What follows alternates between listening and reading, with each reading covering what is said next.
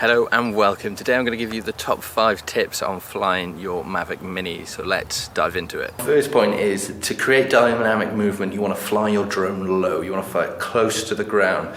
This will create movement in the front and it will just create stuff going past it and it'll look really good, creating dynamic movement. So that's my first point, is to fly your drone low to the ground. My second point is you want to find foreground elements to create illusions of things going past. So look for foreground elements to make, depth of field.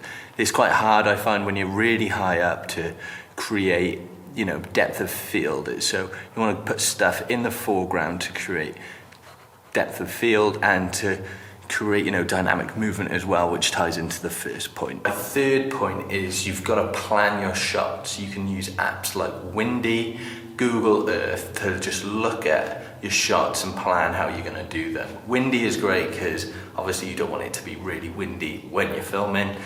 Google Earth is great because you can pan and track on Google Earth to see, different angles in the 3D space. So you can sort of get a pre-look at what your shot could potentially look like.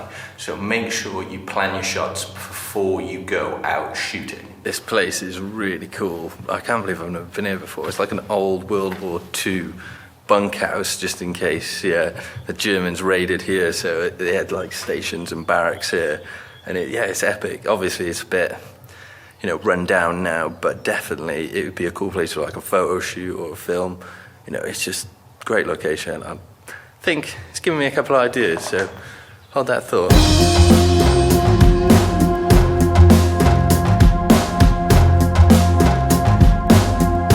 I'm coming on to point number 4 now, and this is more about when you come to bring it into land, and I've made this mistake so many times. Avoid landing on sand or grass, because if you do, sometimes the propellers get caught in sand and then it jams up the propellers and you need to like fork it out. And then if you land in grass, sometimes if it's long, it gets caught up in the propellers. So my 4th tip is avoid landing in grass. Now I'm in a little bunker now. This is really cool. It's like, something out of Tropic Thunder or something. It could be in Vietnam right now. This feels pretty real! Exactly. Let's use it.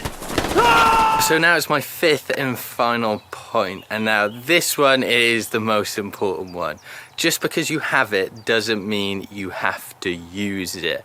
These are great tools that we have been given and the technology of them keeps on growing, but make sure it helps your story grow and develop. Just because you have it doesn't mean you have to use it. If a camera like this, the Lumix S5 or whatever camera you have, will do it to help benefit your story, use that over the sake of just using it for the sake of using it. There you have it. It's my top 5 tips on how to fly your drone a bit better and what to watch out for and avoid. I hope you enjoyed this video. If you did, hit that thumbs up button. I'd really appreciate it. And I recently made a video about drone movement. If you want to check that out, I'll leave the link up top. But don't forget to subscribe and hit that notification bell if you want to watch more content like this. But I'll see you on the next one.